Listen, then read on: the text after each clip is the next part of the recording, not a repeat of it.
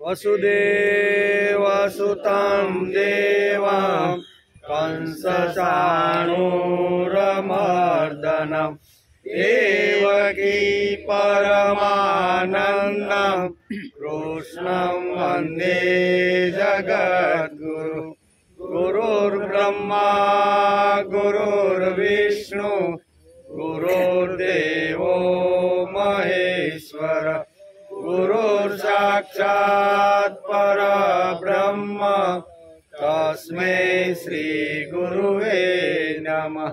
नारायणं नमस्कृत्यं नरं चैव नरोत्तमं देवीं सरस्वती व्यासं ततो जयमुदीरयेत् ततो जयमुदीरयेत्।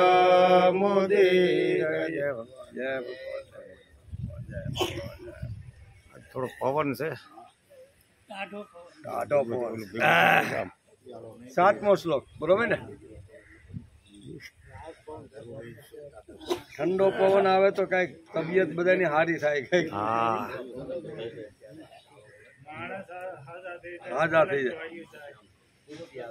समस्त गोपनंदनम रुदम्बुजेकमोदनम नमामि कुंज मध्यगम प्रसन्नभानुशोभनम निकामकामदायकं दगन्तचारुसायकं रसालवेणुगायकं नमामि कुञ्जनायकं नमामि कुञ्जनायकं। समस्त गोपनंदनम रुदम्बुजेकमोदनम नमामि कुंज मध्यगम प्रसन्न भानुशोभनम। सगळा गोपोने आनंद आपनार भगवान कृष्ण केवा छे? सगळा गोपोने आनंद आपनार, तेमना हृदय कमल ने विकसित करनार। जे भगवानना भक्तो छे एना हृदय कमल ने विकसित करनार। तेजस्वी सूर्य समान भगवान केवा? तेजस्वी सूर्य समान जे शोभता रहेला छे एवा कुंजनी मध्यमा रहेनारा श्याम सुंदर ने हूँ नमस्कार करूँ। तो आवा श्याम सुंदर से ने हूँ नमस्कार करूँ। पछी आगळ के निकाम कामदायकम दगंत चारु सायकम रसाल वेणु गायकम नमामि कुंज नायकम।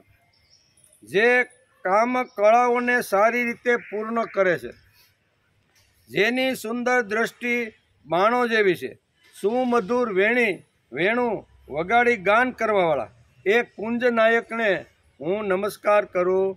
सो आम आद्य गुरु शंकराचार्य पोताना स्तोत्र में लखे। आजे श्रीमद भागवत शुरू थयो एनो 153मो दिवस। गई काले आपणे श्रीमद भागवत महापुराण खंड 1 ने नमस्कार कर्या। एक भाग पूरो थयो, आज आपणे बीजो भाग शुरू करीए बरोबर। तो एक भागनी अंदर स्कंद 1 થી 8 स्कंद था बरोबर ने पहला भाग में। तो 1 થી 8 स्कंद ने गई काले आपणे नमस्कार कर्या। आज एक नवो खंड अपनी भाषा में केवुं होय तो नवा खंडनी शरूआत करी छे। अने एमां वेद व्यासे 9, 10, 11 અને 12 आ 4 स्कंद आनी अंदर लखेला छे। अने एमां अद्भुत कथाओ छे बधी। हवे जे 10मा अध्यायथी जे शरूआत थाय छे ने ए अफलातून बधी भगवान कृष्णए जे लीलाओ करी अने मोटामां मोटो स्कंद होय तो ए 10मो स्कंद छे। अने ए आ खंड 2 में आवे बरोबर ने। अने एमां भगवान कृष्णनी जबरदस्त काल हूँ जरीक जोतो तो मैं जोई तो लई के आमां शुं छे तो एमां बधी लीलाओ आवे छे। एटले घणा लोको राह जोईने बेठा छे के भगवाननी लीलाओ क्यारे आवशे। तो लीलाओ तो शरू थई गई छे बरोबर। भगवानना जे काम एणे जे अवतारो लीधा ए भगवाननी लीला ज कहेवाय।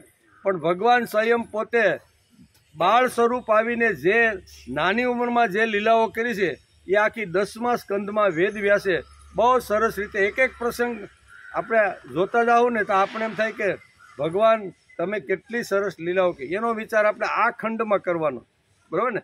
તો એ ખંડની શરૂઆતમાં આપણે 9મા અધ્યાયના પહેલા 9મા સ્કંદના પ્રથમ અધ્યાયથી આપણે શરૂઆત કરવાની।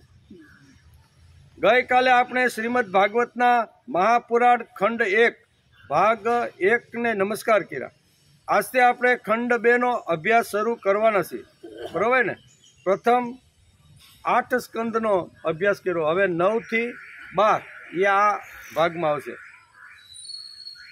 કોઈ ગ્રંથની શરૂઆત કરતા પહેલા ભગવત સંબંધી સ્તોત્ર અને વેદો વડે મંગલાચરણ કરવું. કોઈ પણ ગ્રંથની શરૂઆત કરીએ આપણે, જ્યારે કોઈ પણ નવા ગ્રંથની શરૂઆત કરી છે ત્યારે મંગલાચરણથી શરૂ થાય. કોઈ પણ ગ્રંથ હોય, રામાયણ હોય, ભાગવત હોય, પછી મહાભારત હોય, કોઈ પણ ગ્રંથ હોય તો એ મંગલાચરણથી શરૂઆત થાય છે. તેથી આજે આ બીજો ખંડ છે એની પણ આપણે મંગલાચરણથી શરૂઆત કરી. એટલે મંગલાચરણ એટલે શું? તો કે મંગલા એટલે મંગળ એમ. ભગવાનની જે મંગળ જે લીલાઓ છે એ લીલાઓનું જ્યારે ગાન કરવાનું હોય ત્યારે એ પહેલાં ભગવાનને 2 હાથ જોડીને આપણે સ્તુતિ કરવાની હોય છે.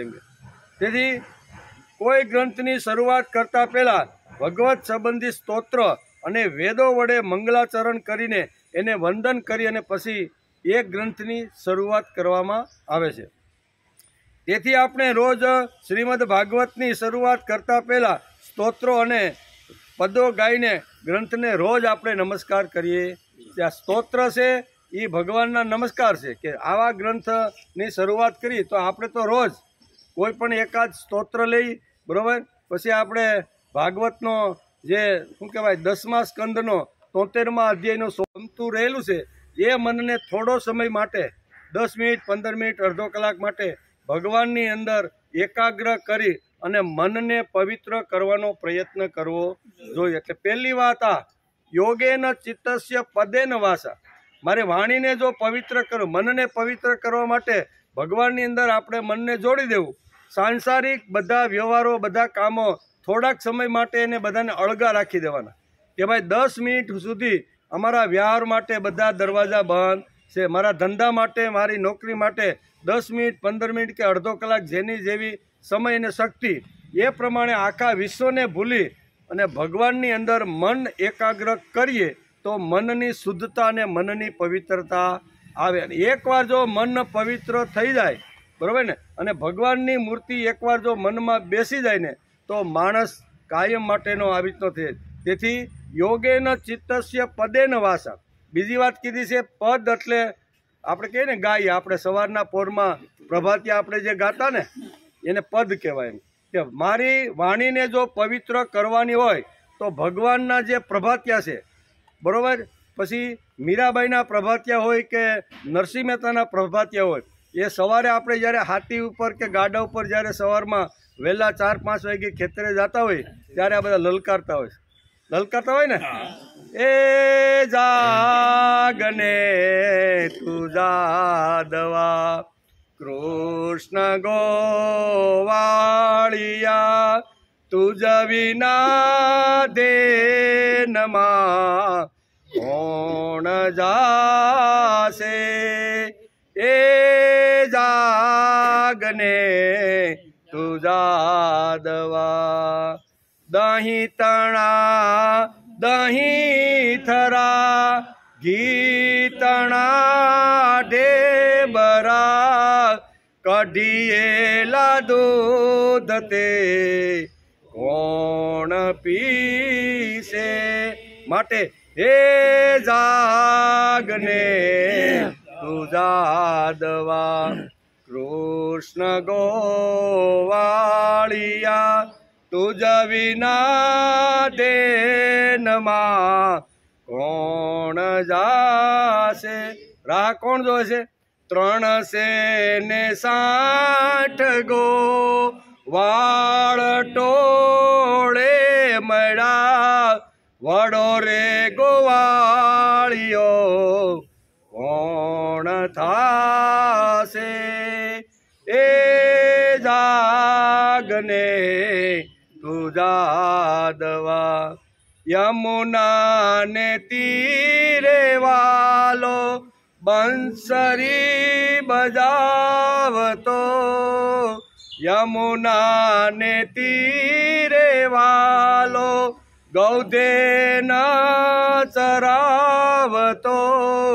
મધુરાસી મોરલી કોણ વગાડશે એ જા તેથી યશોદા માતા કહે છે એ જાગને તું જાદવા ભણે મેતા નરસૈયાનો નાથ ગુણ ગાય રીજીએ બુડતાની બાવડી કોણ જાલશે અમે બધા ડૂબી રહ્યા છે કોણ હાથ જાલશે માટે હે જાગને તું જાદવા કૃષ્ણ ગોવાળિયા તુજ વિના દેનમાં કોણ જાશે શા માટે ગાવાનું આપણી વાણીને પવિત્ર કરવાની છે યોગેન ચિત્તસ્ય પદેન વાચા વાચા એટલે વાણીને પદ એટલે ગાવું શું ગાવાનું ભાઈ ગમે નહીં ગાવાના ભગવાનના પ્રભાત્યા ગાવાના ભગવાનના સ્તોત્ર ગાવાના ભગવાનના જે કાંઈ કીર્તન છે એ કીર્તન ગાઈને વાણીને આપણે પવિત્ર કરવાની છે તેથી યોગેન ચિત્તસ્ય પદેન વાસા મલમ શરીરશ્ચ વેદ કે શરીર જો બગડે ને તો એના માટે ઔષધિ માણસે લેવી જોઈએ હું શરીરની અંદર કાંઈ ઉણપ આવે ખરાબ થાય તો શરીર જો સારું હશે ને તો શરીર ઇન્દ્રિયો બધી સારી છે તો ભગવાનનું ભજન પણ થઈ શકશે અને ભોગ પણ સારી રીતે ભોગવીશું ભોગ અને ભક્તિ જો કરવાની હોય તો એના માટે ઇન્દ્રિયો એકદમ સ્વસ્થ હોવી જોઈએ નિરોગી હોવી જોઈએ અને નિરોગી રહેવા માટે શાસ્ત્રકારોએ આપને ખૂબ સરસ બધી વાતો સમજાવી છે એટલે કે યોગેન ચિત્તસ્ય પદેન વાસા મલમ શરીરચ્ચ વેદકેન યોપા કરોતમ પ્રવરમ મુનિનામ પતંજલિ પ્રાંજલિ રાત તેથી પતંજલિ જેવા ઋષિએ આ મન છે વાણી છે અને શરીર છે એ ત્રણને પવિત્ર અને સ્વસ્થ રાખવા માટે ખૂબ જ આગ્રહ કર્યો છે ત્રણે ત્રણ પવિત્ર હોવા જોઈએ મન પણ શુદ્ધ બરોબર વાણી પણ પવિત્ર અને શરીર પણ તંદુરસ્ત હોવું જોઈએ તેથી મંગલાચરણની શરૂઆત કરતા પહેલાં આપણા ઋષિઓ કોઈ પણ ગ્રંથની શરૂઆત કરે ત્યારે આવા મંગલાચરણની શરૂઆત કરે છે તેથી ઘણી બધી વાતો આપણે આજે મંગલાચરણ એટલા માટે છે કે આપણે બીજા ખંડની શરૂઆત કરી પહેલો ખંડ ગઈકાલે આપણે પૂરો કર્યો તો અહીંયા મંગલાચરણમાં ઘણા બધા મંત્રો આવે છે જેમાં વેદના મંત્રો છે ઉપનિષદના મંત્રો છે ઘણા બધા પણ બધા મંત્રો આપણે કાંઈ બોલી શકીએ નહીં કારણ કે આપણે શું કહેવાય મહાભાગવતનો આપણે અભ્યાસ કરતા રહેલા છે તે એકાદા મંત્રને આપણે યાદ કરી અને પછી આપણે ખંડ 1 અને અધ્યાય 1 અને સ્કંદ 9ની શરૂઆત કરીએ એમાં આપણે રોજ બોલતા હશું ઘેરે ઘણા બધા બોલતા છીએ ખંડ બીજો ઓમ ભદ્રમ કર્ણેભિ શૃણુયામ દેવાહ ભદ્રમ પશ્યે માક્ષભિ જત્રાહ પછી સ્થિરે રંગે સ્તુષ્ટુ વાસંસ્તુભિ દેવહિતમ યદાહુ આ ઉપનિષદનો મંત્ર છે અને મંગલાચરણ જ્યારે જ્યારે કોઈ પણનું મંગલાચરણ કરવાનું હોય ત્યારે આ મંત્ર બોલવામાં આવે છે ઓમ ભદ્રમ કર્ણેભિ એનો અર્થ થાય છે કે હે ભગવાન અમારા જે કાનો છે ને એ ભદ્ર એટલે તેજસ્વી અને દિવ્ય વિચારો હંમેશા અમારા કાનની અંદર પ્રવેશ કરે આવી માગણી કરી છે કેવી ઓમ ભદ્રમ વિચારો અમારા કાનની અંદર જવા ગમે તેવા હાલતું ફાલતું વિચારોને કાનમાં નાખવાના નથી તેથી આ મંગલાચરણનો બહુ સરસ મજાનો મંત્ર ઉપનિષદે લખેલો છે અને ભાગવત આપણે ખોલીને બીજો ખંડ તો એમાં શરૂઆતમાં જ આ મંત્ર અહીંયા વેદ વ્યાસે બહુ સરસ રીતે લખેલો છે ઓમ ભદ્રમ કર્ણેભિ શૃણુયામ દેવાહ બીજો શબ્દ શું વાપરો છે કે ઓમ ભદ્રમ કર્ણેભિ શૃણુયામ દેવાહ હે દેવતાઓ અમને પોતાના કાનોથી એવા જ વચનો સાંભળવા મળે જેના પરિણામે અમારું કલ્યાણ અને અમારું શ્રેય થાય બહુ સરસ આ મંગલાચરણના પ્રથમ શ્લોક મંત્રની અંદર અહીંયા વેદવ્યાસ જેવા મહાપુરુષ લખે છે શું કહે છે કે એના પરિણામે આવા સુંદર પવિત્ર દિવ્ય વિચારો અમારા કાન પાસે જાય તો એમાં અમારું કલ્યાણ અને અમારું શ્રેય થાય માણસે જો પોતાનું શ્રેય પોતાનું જો કલ્યાણ કરવાનું હોય તો હંમેશા સદવિચારો જ સાંભળવાનો માણસે આગ્રહ અને પ્રયત્ન કરવો જોઈએ બીજી વાત ભદ્રમ પશ્યે માક્ષ વીર્ય જત્રાહ આ સંસ્કૃત છે ને એ બધા ઉપનિષદનો મંત્ર છે. એનો અર્થ થાય છે કે અમે એટલે કે અમે યજ્ઞ કરવા સમર્થ થઈએ. પોતાની આંખોથી હંમેશા શુભ જ જોઈએ. શું કીધું? અમારી આંખોથી હંમેશા અમે શુભ દર્શન કરીએ. એમ કે આ કીધું ને, ભદ્રમ પશ્ય, પશ્ય એટલે જોવું. અમારી આંખોથી હંમેશા શુભ દર્શન સમાજનું થાય. જ્યાં જ્યાં સમાજમાં જ્યારે પ્રકૃતિમાં ફરતા હોય, સમાજમાં ફરતા હોય, કોઈ આવા પરિવારમાં ફરતા હોય ને, ત્યારે આપણી દ્રષ્ટિ શુભ હોવી જોઈએ. શુભ દર્શનની વાત કરે. તેથી ભદ્રમ પશ્યે માક્ષભીર્ય જત્રાહ. પછી આગળ કહે છે, સ્થિરે રંગે સ્ટુ વા સ્તુન, એટલે કે સ્તુન મવ્ય એમ દેવહિતમ યદાહુ. એટલે કે અશુભનું ક્યારેય દર્શન ન થાય એવો માણસે પ્રયત્ન કરવો. અશુભનું ક્યારેય દર્શન ન થાય. અમારું શરીર અને તેના અવયવોનો સ્થિર રહે. અમારા બધા જ અંગો પુષ્ટ થવા જોઈએ. અહીં લખ્યું છે સ્થિરે અંગ એટલે આપણા શરીરના ભાગો, એ પણ પુષ્ટ થવા જોઈએ. બધા અંગોને બધો જ પ્રકારનો ખોરાક મળવો જોઈએ. ખાલી કાનને મળે, આંખને મળે, પગને મળે એવું નહીં, પણ અમારી જે કાંઈ 5 જ્ઞાનેન્દ્રિય, 5 કર્મેન્દ્રિય, જે કાંઈ ભગવાને જે નિર્મિત કરીને માનવ શરીર આપ્યું છે, એ બધી જ ઇન્દ્રિયો પુષ્ટ થવી જોઈએ. નહીતર એકાદી ઇન્દ્રિય જો પુષ્ટ થાય ને તો એને નિરોગી માણસ કહેવામાં આવતો નથી. એને હાથી પગીનો રોગ થયો છે એમ કહેવાય. એક પગ જાડો થઈ જાય અને બીજો પગ જો પાતળો રહી જાય તો જાડો થયેલો જે છે એને કાંઈ નિરોગી કહેવામાં આવતો નથી. શા માટે? તો કે એને હાથી પગાનો રોગ થયો છે. તેથી અહીંયા ઉપનિષદની અંદર આપણા ઋષિઓએ માગણી કરી છે કે સ્થિરે તુષ્ટુ વાસ્તુની ભીર્યા સેમ દેવહિતમ યદાહુ. તેથી અમારી દરેક પ્રકારની જે ઇન્દ્રિયો છે, કાન છે, નાક છે, વાણી છે, પગ છે, હાથ છે, આ બધી પ્રકારની જે ઇન્દ્રિયો છે ને, એ ઇન્દ્રિયો તંદુરસ્ત અને નિરોગી રહેવી જોઈએ. ભક્તિ કરવી હશે તો પણ આપણી ઇન્દ્રિયો બહુ સ્વસ્થ હોવી જોઈએ. ભુક્તિ એટલે ભોગ ભોગવાના હશે તો પણ ઇન્દ્રિયો સારી જોશે. અને મુક્તિ સુધી જાય અને મુક્તિનું દિવ્ય દર્શન જો કરવાનું છે ને તો પણ ઇન્દ્રિયો સારી જોશે. ઇન્દ્રિયો સારી રહે એના માટે માણે વાણી છે, શરીર છે, જે એના ઉપર સંયમિત જીવન જીવવાનો પ્રયત્ન કરવો જોઈએ. આ તંદુરસ્તી નિરોગી અવયવો ઇન્દ્રિયો પુષ્ટ થાય અને તેમના થકી પરમાત્માની સ્તુતિ તથા ભગવાનની પણ અમે સેવા કરી. ઇન્દ્રિયો જો સારી હોય, બહુ એકદમ ફર્સ્ટ ક્લાસ નિરોગી હોય તો ભગવાનની સેવા કરવાની હોય, સમાજની સેવા કરવાની હોય, કોઈ માણસને સારું કાંઈ આપણે મદદ કરવાની, તો એના માટે પણ આપણું શરીર સારું હોવું જોઈએ. એ આ મંત્ર.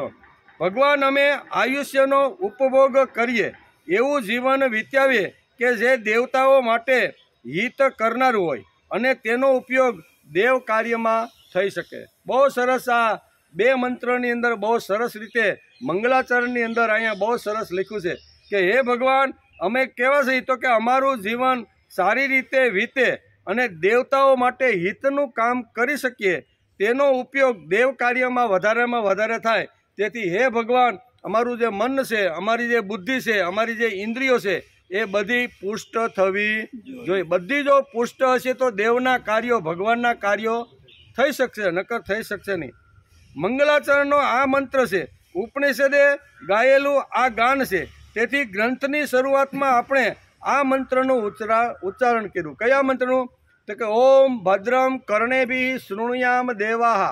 બરાબર કે હે ભગવાન, હે દેવતાઓ, અમારી જે બધી ઇન્દ્રિયો છે, પછી સાંભળવાનું હોય, બોલવાનું હોય, ચાલવાનું હોય, તો આ બધી જ ઇન્દ્રિયોને હે ભગવાન તમે એને પુષ્ટ કરો. આ મંત્રમાં સુંદર મજાની માગણી કરેલી છે. બહુ મંગલાચરણમાં બહુ સરસ આ ખંડ 2ની શરૂઆતમાં આ 2 મંત્રો બહુ સરસ રીતે વેદવ્યાસે લખ્યા છે. તેથી આપણે મંગલાચરણની શરૂઆત કરી. બરાબર. આજે આપણે ખંડ 2 સ્કંદ 9 અને અધ્યાય 1 ત્યાંથી આપણે શરૂઆત કરી. તો જોઈ લઈએ આપણે એમાં શું લખ્યું. વૈવસ્વ મનુના પુત્ર રાજા સુધુમ્યની કથા આમાં આવે છે. બરાબર, શું કહેવાય, 9મા સ્કંદની શરૂઆતમાં આ બધી કથા વેદવ્યાસે વિચાર કરી લઈ. હા. પરીક્ષિત ઉવાચ મન્વંતરાણી સર્વાણી ત્યક્તોતાની શ્રુતાની મે વીર્યાણ્યંતરવીર્યસ્ય હરેસ્તત્ર કૃતિની ચ યોસો સત્યવ્રતો નામ રાજર્ષિ દ્રવિડેશ્વર જ્ઞાનમ યોતિ કલ્યાંતે લેભે પુરુષ સેવયા. રાજા પરીક્ષિતે સુખદેવજી મહારાજને ગંગા મૈયાના પવિત્ર કિનારા ઉપર આ 3 અને 4 આ 4 શ્લોકની અંદર પ્રશ્નો પૂછે છે. હું પૂછ્યા કે હે ભગવાન, આપે બધા મન્વંતરો અને તેમનામાં એટલે કે તેમનામાં અનંત શક્તિશાળી ભગવાન દ્વારા કરવામાં આવેલા ઐશ્વર્યપૂર્ણ ચરિત્રોનું વર્ણન કર્યું અને મેં તેમનું શ્રવણ સારી રીતે કર્યું. આપે કહ્યું કે પાછલા કલ્પના અંતમાં દ્રવિડ દેશના સ્વામી રાજર્ષિ સત્યવ્રત મનુ ભગવાનની સેવા કરીને જ્ઞાન પ્રાપ્ત કર્યું અને તેઓ જ આ કલ્પમાં વૈવસ્વ મનુ થયા. આપે તેમના ઈશ્વાકુ વગેરે રાજવી પુત્રોનું પણ વર્ણન કર્યું. હે બ્રહ્માંડ, હવે તમે કૃપા કરીને તેમના વંશનું અને તેના વંશમાં થનારા જુદા જુદા ચરિત્રો કેવી રીતના થયા એનું વર્ણન કરો. હે મહાભાગ, અમારા હૃદયમાં હંમેશા કથા સાંભળવાની જિજ્ઞાસા રહ્યા કરે છે. તમે જે કાંઈ ભગવાનની લીલાઓની જે કથાઓ કરી અને જે વંશની જે વંશાવળી કરી એ સતત અમને સાંભળવાની જિજ્ઞાસા રહે છે. વૈવસ્વ મનુના વંશમાં જે પુરુષો થઈ ગયા અત્યારે એ વિદ્યમાન હોય અને ભવિષ્યમાં જે થશે તે બધા પવિત્ર કીર્તિ પુરુષોનું પરાક્રમનું વર્ણન તમે કરો. એટલે ચંદ્રવંશ અને સૂર્યવંશ આ અધ્યાયની અંદર શું આવે છે કે ચંદ્રવંશ અને સૂર્યવંશ આ બેનું વર્ણન અહીંયા પરીક્ષિત રાજાએ પૂછ્યું છે કે આવનાર અને અત્યારે જે સૂર્યવંશી અને ચંદ્રવંશી જે લોકો છે એનું ચરિત્ર તમે મને સંભળાવો. સૂતજી કહે છે, હવે ક્યાં જવાનું? નૈમિષારણ્યમાં. સૂતજી કહે છે કે હે સૌનાદિક ઋષિઓ, બ્રહ્મવાદી ઋષિઓની સભામાં પરીક્ષિત રાજાએ જ્યારે આ પ્રમાણે પ્રશ્ન કર્યો ત્યારે ધર્મના પરમ મર્મજ્ઞ ભગવાન સુખદેવજીએ રાજા પરીક્ષિતને આ પ્રમાણે કીધું. એ મેં સાંભળ્યું, એ જ હું તમને કહી રહ્યો છું. એમ કે શ્રી સુખદેવજી ઉવાચ કે હે રાજા પરીક્ષિત, તમે મનુવંશનું વર્ણન સંક્ષેપમાં સાંભળો, કારણ કે સેંકડો વર્ષોમાં પણ તેનું વિસ્તારથી વર્ણન કરી શકાય એમ નથી. આટલું મોટું વર્ણન સૂર્યવંશ અને ચંદ્રવંશનું છે. તેથી હું તમને જે સંક્ષિપ્તમાં જે કાંઈ કહું છું એ તમે મારી પાસેથી સાંભળો. જે પરમ પુરુષ પરમાત્મા નાના મોટા બધા પ્રાણીઓના આત્મા છે, પ્રલયના સમયે માત્ર તેઓ જ હતા. આ વિશ્વ તથા અન્ય કશુંય ન હતું. મહારાજ પરીક્ષિત, તેમના નાભી પ્રદેશમાંથી એક સુવર્ણમય કમલનો કોષ પ્રગટ થયો. તે કમલ કોષમાં ચતુર્મુખ બ્રહ્માજીનો આવિર્ભાસ થયો. બ્રહ્માજીના માનસપુત્ર મરીચી અને મરીચીના પુત્ર કશ્યપ થયા. તેમના પત્ની દક્ષપુત્રી અદિતિથી વિવસ્વાન એટલે કે સૂર્યનો જન્મ થયો. વિવસ્વાનના સંજ્ઞા નામના પત્નીથી શ્રાદ્ધદેવ મનુનો જન્મ થયો. હે રાજા પરીક્ષિત, પરમ મનસ્વી શ્રાદ્ધદેવ રાજાને ત્યાં તેમની પત્ની શ્રદ્ધા દેવીના ગર્ભથી 10 પુત્રો ઉત્પન્ન થયા. તેમના નામ ઈશ્વાકુ, નૃગ, સર્યાતિ, દિષ્ટ, ધૃષ્ટ, કરુષ અને નરિષ્યંત અને પૃષસ, નભગ અને કવિ. આ પ્રમાણે એમના આખા વંશની વાત કરે છે. વૈવસ્વ મનુ પહેલા સંતાનહીન હતા. તે સમયે સર્વ સમર્થ ભગવાન વશિષ્ઠજીએ તેમને સંતાન પ્રાપ્તિ કરવા માટે મિત્ર વરુણનો યજ્ઞ કરવાનો વાત સમજે કે તમે આવી રીતનો મિત્ર વરુણનો યજ્ઞ કરશો તો તમારે ત્યાં સંતાન થશે. આમ વશિષ્ઠએ અત્યારે અહીંયા મનુને આ રીતે કહે છે, યજ્ઞના આરંભમાં માત્ર દૂધનો આહાર કરનારા વૈવસ્વ મનુના પત્ની શ્રદ્ધા દેવીએ પોતાના હોતા પાસે જઈને પ્રણામપૂર્વક યાચના કરી કે મને પુત્રી પ્રાપ્ત થાય. તમે બંને સાથે યજ્ઞમાં બેસો. મનુ અને શ્રદ્ધા દેવી એની પત્ની હતી, અને તમે જે કામના જે ઈચ્છા હોય એ પ્રમાણે તમે અહીંયા સંકલ્પ કરો. એટલે કે શ્રદ્ધા દેવીએ મને પુત્રી થાય એવો સંકલ્પ કર્યો. ત્યારે અર્ધવયની પ્રેરણાથી હોતા બનેલા બ્રાહ્મણે શ્રદ્ધા દેવીની ઈચ્છાનુસાર એકાગ્ર ચિત્તે એટલે કે વસટકારનું ઉચ્ચારણ કરીને યજ્ઞ કુંડમાં આહુતિ આપી. જ્યારે હોતાએ આ પ્રમાણે વિપરીત કર્મ કર્યું ત્યારે યજ્ઞના ફળ સ્વરૂપે પુત્રને બદલે ઈલા નામની પુત્રીનો જન્મ થયો. બંને મનુ પણ સંકલ્પ કરીને બેઠા હતા કે મારે ત્યાં પુત્ર જન્મે, અને એની પત્ની જે શ્રદ્ધા દેવી હતી એણે મનમાં સંકલ્પ કર્યો કે મને પુત્રી જોઈ છે. બંનેના સંકલ્પો અલગ અલગ હતા. એમ કે એટલે કે પુત્રીનો જન્મ થયો તેને જોઈને શ્રદ્ધા એટલે કે શ્રાદ્ધદેવ મનુ મહારાજનું મન કંઈક વિશેષ પ્રસન્ન ન થયું, કારણ કે એણે માગણી કરી હતી જે વખતે યજ્ઞની શરૂઆતમાં કે મારે ત્યાં પુત્ર રત્ન પ્રાપ્ત થાય એવો અહીંયા મનુએ સંકલ્પ કર્યો હતો. તેમણે પોતાના ગુરુદેવ વશિષ્ઠને કહ્યું કે હે ભગવાન, તમે લોકો તો બ્રહ્મવાદી છો. તમારું કર્મ આ પ્રમાણે વિપરીત ફળ આપનારું નથી, અને આ પરિણામ કેમ વિપરીત આવ્યું? મેં માગણી યજ્ઞ કરતા પહેલા સંકલ્પ કર્યો હતો કે મારે ત્યાં યજ્ઞ સમાપ્તિ થાય ત્યારે પુત્ર જન્મ થાય, તો આ તો પરિણામ તો ઊંધું આવ્યું. મારી પત્નીને ત્યાં શ્રદ્ધા દેવીને ત્યાં પુત્રીનો જન્મ થયો છે. કર્મ આ પ્રમાણે વિપરીત ફળ આપનારું કઈ રીતે થઈ ગયું? આવો પ્રશ્ન મનુએ અહીંયા અત્યારે વશિષ્ઠને પૂછ્યો.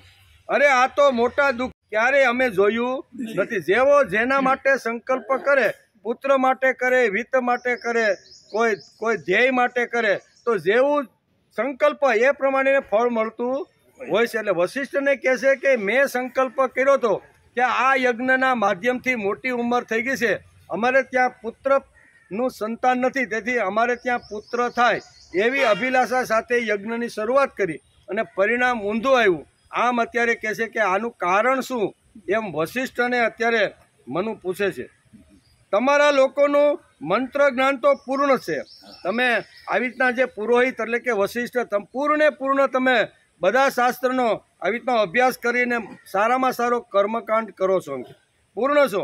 આ સિવાય તમે લોકો જીતેન્દ્રિય પણ છો, પૂર્ણ જ્ઞાની છો, પૂર્ણ જીતેન્દ્રિય છો, તથા તપસ્યાને લીધે નિષ્પાપ પણ થઈ શક્યા છો. તમારી અંદર કોઈ એવું પાપ નથી. એમ કે દેવતાઓમાં કદી અસત્ય સંભવતું નથી, તો આપણા સંકલ્પનું આ વિપરીત ફળ કેમ આવ્યું? મારો જે સંકલ્પ હતો એની વિરુદ્ધમાં મારી પત્નીને ત્યાં પુત્રી રત્ન પ્રાપ્ત થયું છે. આવું કેમ થયું? એમ કે આવો પ્રશ્ન અત્યારે વારંવાર અહીંયા કોણ? રાજા મનુ અત્યારે વશિષ્ઠને પૂછે છે. ઘણીવાર આપણે એમ થાય કે વશિષ્ઠ તો રામાયણમાં આવતા ને આ ભાગવતમાં ક્યાંથી આવ્યા? તો આપણે આની પહેલાં પણ એક વાત કરી હતી કે આપણે જેમ શંકરાચાર્ય આજથી 1600 વર્ષ પહેલાં થઈ ગયા, બરાબર ને? એ 1600 વર્ષ પહેલાં થયા ત્યારે એણે ચારે ચાર દિશાની અંદર એક એક પીઠની સ્થાપના કરી, બરાબર? એને આપણે શંકરાચાર્ય પીઠ કહી છે. પછી ઉત્તરમાં જાઓ, દક્ષિણમાં જાઓ, પૂર્વમાં જાઓ કે પશ્ચિમમાં જાઓ, બરાબર ને? તો પૂર્વમાં આપણે જઈએ, ઉત્તર, દક્ષિણ, પૂર્વ, અને ઉત્તરની અંદર આપણે બધાને ખબર છે કે બદ્રી કેદાર એ એની આખી પીઠ છે. પછી આપણે ત્યાંથી રામેશ્વર જઈએ, બરાબર ને? તો ત્યાં એની પણ આખી એક પીઠ છે. પછી જગન્નાથપુરી આપણે જઈએ, બરાબર ને? તો ત્યાં પણ છે. અને દ્વારકામાં જઈએ તો ચારે દિશામાં આદ્ય ગુરુ શંકરાચાર્ય 1600 વર્ષ પહેલાં આવ્યા.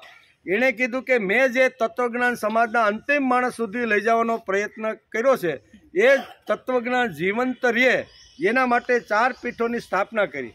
અને એ વખતે 4 પીઠોમાંથી લોકોને આવી સદવિચારો મળે અને પોતાનું જીવન ઘડતા હતા. અને એ પરંપરા આજે 1600 વર્ષથી હાલી આવે છે. કેટલા? શંકરાચાર્ય ગયા એને તો 1600 વર્ષ થઈ ગયા, શરીરથી વયા ગયા, પણ એની પીઠિકા ઉપર જે બેસે છે એને પણ આજે શંકરાચાર્ય કહેવામાં આવે કે નહીં? આજે આપણે કહીએ કે ભાઈ આવી રીતના દ્વારકાના શંકરાચાર્ય કોણ છે? તો શંકરાચાર્ય ગયા એને તો ઘણા વર્ષો વહી ગયા, પણ એની જે પીઠિકા છે એના ઉપર જે આરૂઢ થાય છે ને એના માટે શંકરાચાર્ય શબ્દ વાપરવામાં આવે છે. તેથી આપણે રામાયણની અંદર જોઈને કે ઈક્ષ્વાકુ વંશથી શરૂઆત કરી અને લવકુશ સુધી આપણે જઈને તો બધી જગ્યાએ વશિષ્ઠના દર્શન આપણે થાય છે. આટલી પેઢીઓ વહી ગઈ એમ, બરોબર. વિવસ્વ એટલે સૂર્યનો જન્મ જે થયો ત્યાંથી લવકુશ સુધી તો હજારો પેઢીઓ આવી રીતની આવી અને બધી જગ્યાએ વશિષ્ઠ દેખાય છે. એનું કારણ શું છે? વશિષ્ઠ આવે એટલે શરીરથી તો જાય, પણ પછી એના પરંપરાની અંદર રઘુકુળની અંદર જે આરૂઢ થાય પુરોહિત, એના માટે પણ વશિષ્ઠ શબ્દ વાપરવામાં આ છે કે નહીં? આપણે સંપ્રદાયોમાં પણ આજે આ જ વાત છે એમ. એટલે આ બધી પરંપરા છે. એટલે ઘણીવાર આપણે એમ થાય કે આ ભાગવતની શરૂઆત થઈ અને અહીંયા વાળી વશિષ્ઠ ક્યાં વચ્ચે આવ્યા એમ, એવું ઘણીવાર થાય. પરશુરામનું પણ આવું, વશિષ્ઠનું પણ આવું, બરોબર ને? શંકરાચાર્યની આ બધી જે વાતો છે, હા, એટલે એ બધી જે પરંપરા છે, એટલે કે અહીંયા પણ એ જ વાત કરે છે. તેથી અહીં પ્રશ્ન કરે છે કે હે રાજન, તમારા પોતાના વિપરીત સંકલ્પથી આપણો સંકલ્પ બરાબર રીતે પૂરો થયો નથી. તેમ છતાં હું મારા તપના પ્રભાવથી તમને શ્રેષ્ઠ પુત્ર આપીશ. આમ વશિષ્ઠે કીધું કે તમે જે સંકલ્પ કર્યો છે, શું સંકલ્પ કર્યો તો કે મારે ત્યાં પુત્ર રત્ન પ્રાપ્ત થાય. એની જગ્યાએ પરિણામ શું આવ્યું? તેને ત્યાં પુત્રી રત્ન પ્રાપ્ત થયું. એટલે આ બધી ચર્ચા વશિષ્ઠની જોડે મનુ કરતા રહેલા છે. હે રાજા પરીક્ષિત, પરમ યશસ્વી ભગવાન વશિષ્ઠજી આવો નિશ્ચય કરીને તે ઈલા નામની પુત્રીને પુરુષ બનાવી દેવા માટે પુરુષોત્તમ ભગવાન નારાયણની સ્તુતિ કરી. સર્વશક્તિમાન ભગવાન શ્રીહરિએ સંતુષ્ટ થઈને તેમને ઈચ્છિત વરદાન આપ્યું, જેના પ્રભાવથી તે કન્યાજ સુધુમ્ન નામનો ઉત્તમ પુરુષ બની ગયો. જન્મીતી પુત્રી, બરોબર ને? પણ આવી રીતના ભગવાનના આશીર્વાદ ને ભગવાનની કૃપાથી અહીંયા પુત્રીમાંથી પુત્ર બની ગયો અને એનું નામ પાડવામાં આવ્યું સુધુમ્ન. કેવું? સુધુમ્ન. આમાં ઘણી બધી વાતો છે. આજથી આપણે શ્રીમદ ભાગવતમાં 9મા સ્કંદની શરૂઆત કરીએ છીએ. 9મા સ્કંદમાં સૂર્યવંશ અને ચંદ્રવંશની ઉત્પત્તિનો વિસ્તાર કર્યો છે. તેના બારામાં જુદી જુદી કથાઓ છે. પરંતુ શ્રીમદ ભાગવતના એટલે કે સ્કંદ 9 અને અધ્યાય પ્રથમનો ઊંડાણથી જો આપણે અભ્યાસ કરીએ તો સમાજશાસ્ત્રની દ્રષ્ટિએ એટલે કે સંસ્મરણીય વાતો આપણે જોવા મળશે. આજના કાળમાં પણ સમાજની પુનર્રચના પુનર્નિર્માણ ચાલે તો 9મો સ્કંદ વાંચીને કંઈક પ્રકાશ એના ઉપર પડશે. આપણા પૂર્વજો તે કાળે કેટલા ઉદાર અને વિચારવાળા હતા એમ કે, એટલે કે બ્રોડ થિંકિંગવાળા હતા. આ વાંચ્યા પછી આપને ખબર પડશે. ભાગવતમાં વેદવ્યાસે ચંદ્રવંશી અને સૂર્યવંશી સુધારણાવાદી રાજાઓનું સુંદર મજાનું વર્ણન કર્યું છે. એ 9મા સ્કંદમાં આખું આવે છે. તે કાળની વિચારધારા આજે અત્યંત ઉપયોગી થાય એવી છે. તેની અદ્ભુત કથાઓ આ સ્કંદની અંદર છે. એમાં પહેલી કથા, જે અદ્ભુતતાની પહેલી કથા છે, એ અહીંયા આવી કે મનુએ યજ્ઞ કર્યો અને મારે ત્યાં પુત્ર રત્ન પ્રાપ્ત થાય એવા સંકલ્પથી યજ્ઞ કર્યો. પતિ પત્ની શ્રાદ્ધ દેવી પણ એની સાથે બેસી અને એણે પણ સંકલ્પ કર્યો કે મારે ત્યાં પુત્રી રત્ન પ્રાપ્ત. બંનેના સંકલ્પ અલગ અલગ હતા. અહીંથી કથાની શરૂઆત થાય છે. કથાની શરૂઆત થાય છે પછી વશિષ્ઠ તમારી જે કામના છે એ બધી પૂર્ણ થશે એટલે યજ્ઞ કર્યો. તે માટે તેઓ યજ્ઞ કરે છે. પરંતુ મનુ અને શ્રદ્ધા બંને જુદી જુદી કામનાઓ સાથે રાખી અને યજ્ઞમાં આહુતિઓ આપે છે. બંને બેઠા છે, પતિ પત્ની બેઠા, રાજા અને રાણી. આપણી ભાષામાં કેવું હોય તો રાજા અને રાણી બંને આવી રીતની અલગ અલગ અહીંયા સંકલ્પો કરીને બેઠા છે એમ વેદવ્યાસ લખે છે. તે માટે તેઓ યજ્ઞ કરે છે. પરંતુ મનુ અને શ્રદ્ધા બંને જુદી જુદી કામનાઓ રાખીને યજ્ઞ કરે છે અને અલગ અલગ બંનેની માગણી હોય છે એમ કે. યજ્ઞમાં મનુને પુત્ર જોઈએ છે અને શ્રદ્ધાને પુત્રી જોઈએ છે. તેના લીધે યજ્ઞમાં એક સમસ્યા ઊભી થાય છે. શું થાય? એ સમસ્યા ઊભી થઈ એટલે મનુ અહીંયા વશિષ્ઠને કહે છે કે તમે તો બ્રહ્મ વેતા છો, તમે એટલે ઇન્દ્રિયો ઉપર તમે આવી રીતનું શું કહેવાય આધિપત્ય પ્રાપ્ત કર્યું છે, પણ છતાંય આ યજ્ઞના ફળની અંદર જે અમે સંકલ્પ કર્યો હતો મેં એની વિરુદ્ધની અંદર ફળ આવ્યું, તો આના કારણો ક્યાં હોઈ શકે? એટલે એ વાત પણ બ્રાહ્મણોને બોલાવ્યા, એટલે કે અમને યજ્ઞ કરવો એટલે શું તે ખબર નથી.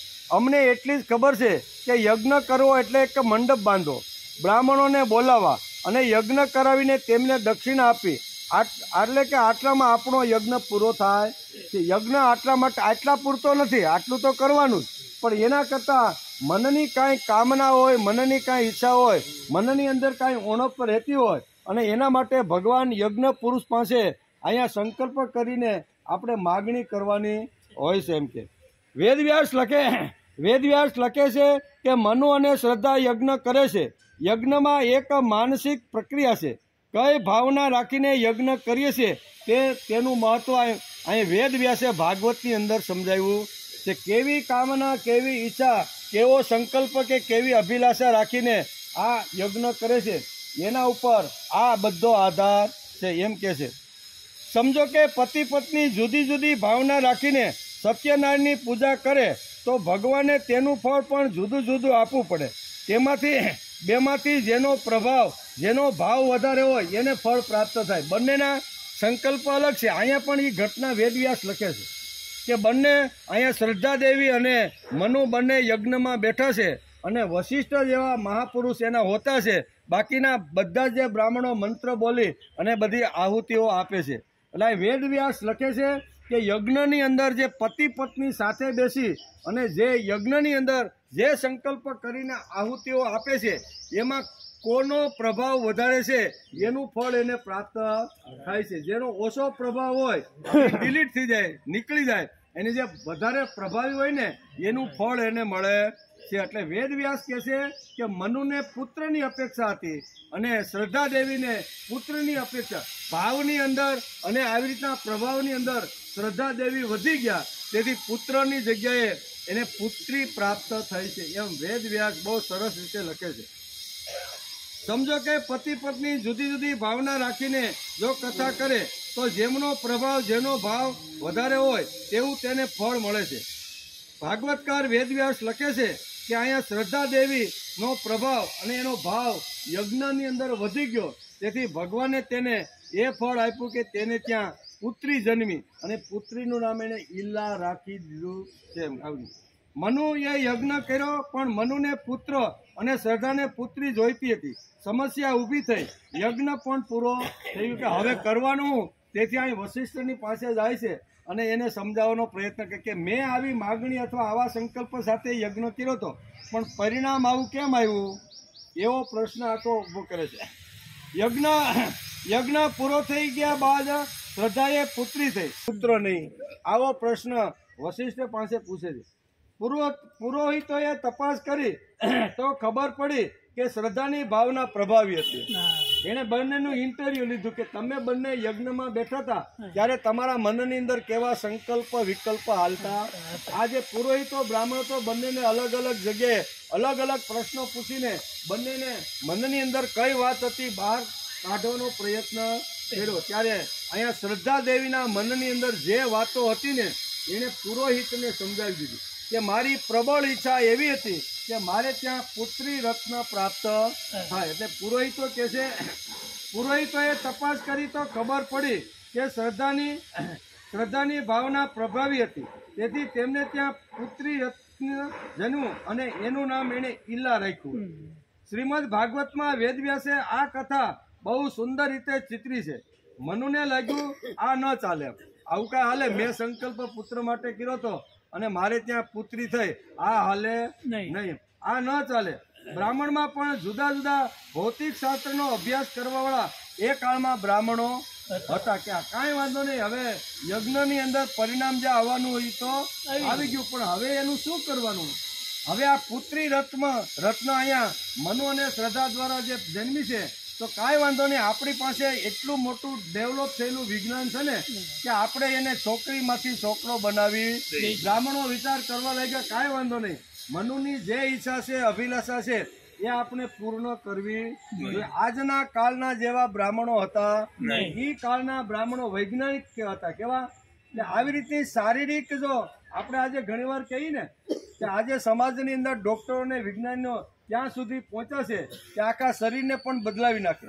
પુરુષમાંથી સ્ત્રી બનાવી ગયા અને સ્ત્રીમાંથી આજના કાળમાં પણ આટલું વિજ્ઞાન ડેવલપ થયું છે. એના કરતા એક ડગલું આગળ એટલે કે બ્રાહ્મણોએ શ્રીમદ ભાગવતમાં વેદવ્યાસે આ કથા બહુ સુંદર રીતે ચિતરી છે. મનુને લાગ્યું આ ન ચાલે.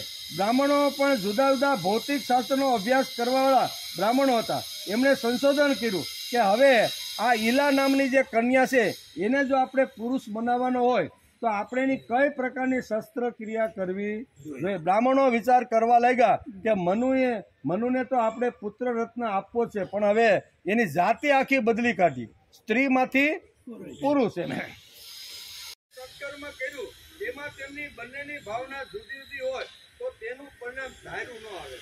એ આપણે ભાગવતકાર સમજાવે છે કે મનુ અને શ્રદ્ધા યજ્ઞ કરવા માટે બેઠા. વશિષ્ઠે સુંદર વ્યવસ્થા કરી, પણ બેયનો વિચાર એક નહોતો. સમાની વ આકૃતિ સમાના હૃદયાની વ સમાન મસ્તુઓ મન યથા વ સુસાદ. આ ઉપનિષદનો મંત્ર. ઉપનિષદમાં કીધું છે કે જે વખતે તમે ભગવત કાર્ય કરવા માટે બેહો, યજ્ઞીય કાર્યમાં જ્યારે તમે આહુતિ આપો અથવા યજ્ઞીય કાર્ય કરીને સત્કાર્ય કરવા બેસો ને ત્યારે બંનેના શું કહેવાય, બંનેના વિચારો એક, બંનેના હૃદય એક, બંનેના મન એક, બંનેના સંકલ્પ એક હોવા. સમાની વ આકૃતિ. આકૃતિનો અર્થ કે અમારા બંનેના જે વિચારો છે, મન છે, બુદ્ધિ છે, એ અમારા બંનેના સમાન છે. સમાની વ આકૃતિ સમાના હૃદયાની. આ ઉપનિષદનો મતલબ અમારા બંનેના હૃદય એક હોવા જોઈએ. સમાની વ આકૃતિ સમાના હૃદયાની સમાની વ આકૃતિ સમાના હૃદયાની સમાન વસ્તુઓ મન યથા વ સુસાસ. અમારા બેના હૃદય, અમારા બેના વિચારો, અમારા બેનું મન, અમારા બેના જીવનનો એક હોવા. આવો સંકલ્પ કરી અને જો માણસ યજ્ઞ કરવા બેસે તો ધાર્યું ફળ એને મળે છે. પણ અહીંયા ઊંધું પરિણામ આવ્યું. એનું કારણ શું છે? બંનેની ભાવના જુદી જુદી હતી. તેથી આખું અટવાણું પરિણામ તો આવ્યું, પણ અહીંયા મનુના વિરુદ્ધમાં આવ્યું. એટલે મનુ થોડાક અટવાયા છે. પુરોહિતોને કીધું કે આવું ચાલે નહીં. પુરોહિતે આશ્વાસન આપ્યું કે તમે ચિંતા કરો નહીં, અમારી પાસે એટલું મોટું ડેવલપ થયેલું સાયન્સ છે ને કે એના શસ્ત્રક્રિયા દ્વારા આ ઈલા નામની જે કન્યા છે ને એમાંથી અમે એને પુત્ર રત્ન બનાવી. એ કાળ કેટલો ડેવલપમેન્ટ થયેલો છે એ આપણે ભાગવતકારે સમજાવે છે. આપણે તો અત્યારે કે ભાઈ પુરાણોમાં કાંઈ છે, એ તો પુરાણોમાંથી લઈને જ આ સંશોધનો થાય. અત્યારે જગતની અંદર જે કાંઈ સંશોધનો વૈજ્ઞાનિકો જે આગળ વધી રહ્યા છે ને એ આપણા શાસ્ત્રોનો ઊંડો અભ્યાસ કરીને બધા જ આગળ વધી રહ્યા છે. સૂર્ય અને પૃથ્વી વચ્ચેનું અંતર કેટલું છે એ આપણે શું કહેવાય, હનુમાન ચાલીસા વાંચીને તો હનુમાનજીએ કીધું કે સૂર્ય અને પૃથ્વીનું આટલું અંતર છે. તો આજે વૈજ્ઞાનિકોએ જ્ઞાન મળતું કે નહીં, બરોબર ને? સન એટલે સૂર્ય. સૂર્ય પાસે પણ આપણા વૈજ્ઞાનિકે એક આવીશું, એક કહેવાય ચંદ્રયાન, સૂર્યયાન મોટું છે અને એ બ્રહ્માંડમાં ફરે છે. સૂર્ય પાસે ધીમે ધીમે હાલ્યું જાય છે. કેટલો સમય લાગશે એ તો હવે વૈજ્ઞાનિકો નક્કી કરે. કહેવાનો અર્થ કે બંને વચ્ચે કેટલું અંતર છે એ હજારો વર્ષો પહેલા રામાયણની અંદર લખી નાખ્યું. તુલસીદાસે પણ 500-600 વર્ષ પહેલા પણ આ હનુમાન ચાલીસામાં લખી રાખ્યું કે પૃથ્વી અને સૂર્ય વચ્ચેનું અંતર કેટલું છે. એનું સંશોધન કરીને આજે વૈજ્ઞાનિકો આ બધું સંશોધન કરે છે. તેથી આ કહે છે કે જાતિ બદલી શકે છે એવી કલ્પના તે કાળમાં હતી. આજે છે એવું નહીં, તે કાળમાં પણ હતી. આજે હજારો વર્ષ પછી તમે એટલે કે ધીમે ધીમે વિકાસ થાય છે. શ્રીમદ ભાગવતના 9મા સ્કંદની શરૂઆતમાં મનો અને શ્રદ્ધાની ભાવના યજ્ઞમાં જુદી જુદી હતી. તેથી પરિણામ એનું જુદું જુદું આવ્યું. પરસ્પર વિરોધી ભાવના હોય તો શું થાય તેનું ભાગવતકાર આપણે સમજાવે છે. ગમે તેટલો મોટો રાજા હોય, ગમે તેટલી રાણી મહાન હોય, પણ જો યજ્ઞ કરતી વખતે બંનેની ભાવના જુદી જુદી હોય તેનું પરિણામ કેવું આવે છે એ દર્શન. ઝઘડો થયો, જાતિ તો બદલી નાખી, ઈલામાંથી એને પુત્ર બનાવી દીધો. એટલે કે જાતિ બદલ્યા પછી પણ ઝઘડો થયો. ઈલાનું નામ સુધન્મ થયું. સુધન્મ છોકરાનું નામ છે અને ઈલા છોકરીનું નામ.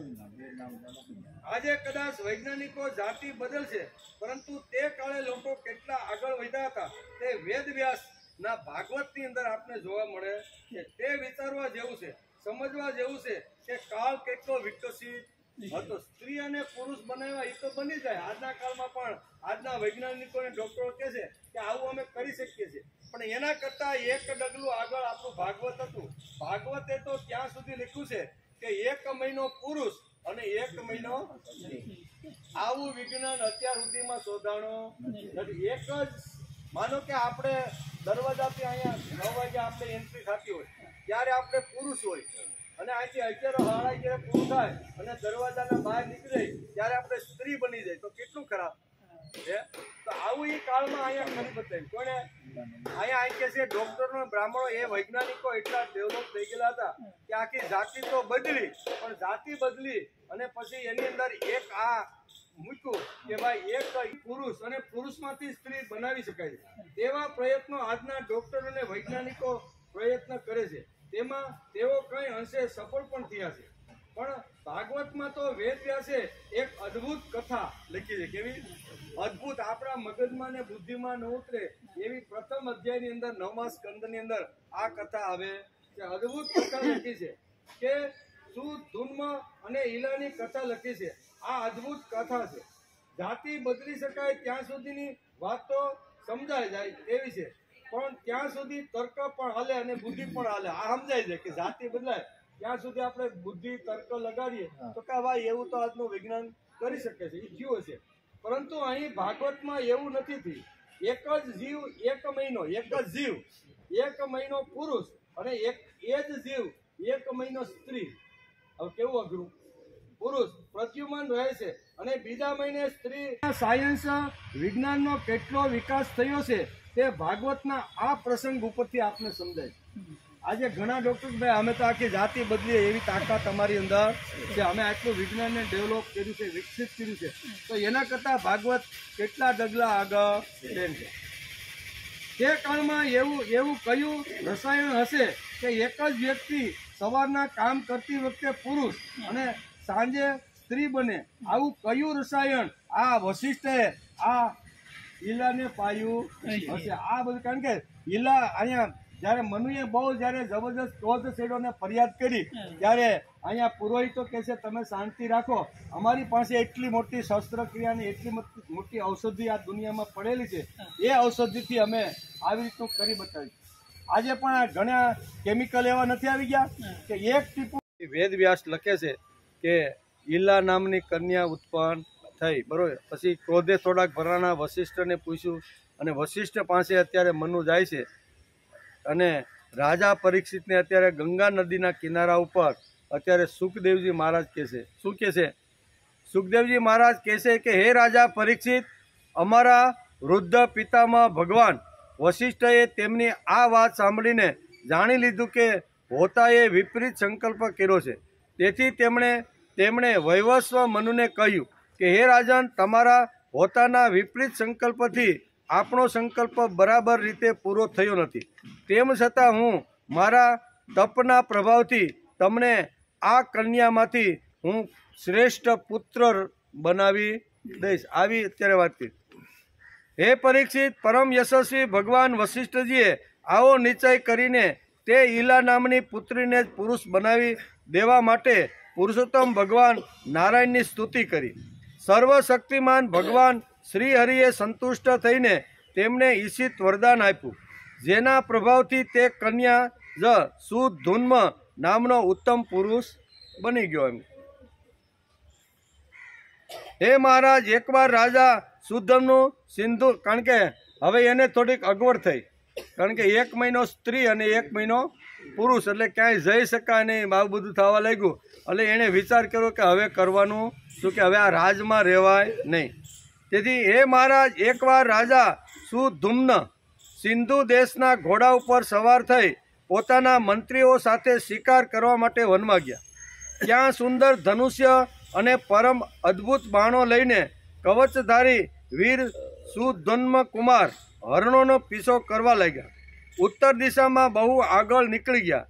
છેવટે તેઓ મેરુ પર્વતની તળેટીમાં એક વનમાં આવી પહોંચ્યા. તે વનમાં ભગવાન શંકર પાર્વતીજીની સાથે વિહાર કરી રહ્યા હતા.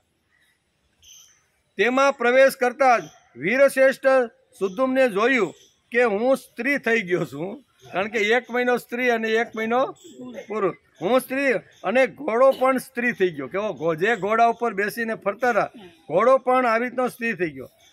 પણ એ રાજા પરીક્ષિત સાથે સાથે તેમના બધા અનુચરો પણ પોતાના સ્ત્રી રૂપ જોયા.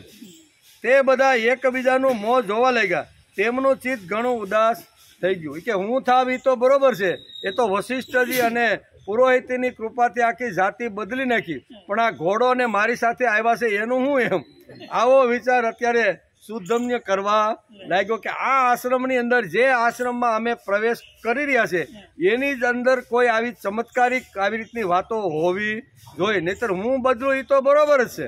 મારે તો આવી રીતનું પુરોહિતોએ જાતિ બદલી નાખી છે, એટલે 1 મહિના પછી સ્ત્રી, 1 મહિના પછી પુરુષ, આ મારા માટે યોગ્ય છે. પણ આ ઘોડાએ હું પાપ કર્યા છે, અથવા મારી સાથે રહેનારા બધા આવી રીતના સ્ત્રી બની ગયા. એટલે આ રાજકુમાર આવી રીતનો વિચાર કરવા લાગ્યો. રાજા પરીક્ષિતે પૂછ્યું ફરીથી, હું આ ઘટના ઘટી, સુખદેવજી મહારાજ આ ઘટના અત્યારે પરીક્ષિતને સમજાવે છે, ત્યારે પરીક્ષિતના મનમાં પાછો એક પ્રશ્ન ઊભો થયો. રાજા પરીક્ષિતે પૂછ્યું કે હે ભગવાન, તે પ્રદેશમાં આવો વિચિત્ર ગુણ કઈ રીતે આવી ગયો? જે પ્રદેશમાં સુધમ્યુ પ્રવેશ થયો એ પ્રદેશમાં આવો ગુણ ક્યાંથી આવ્યો? કોણે તેને આવો બનાવી દીધો હતો?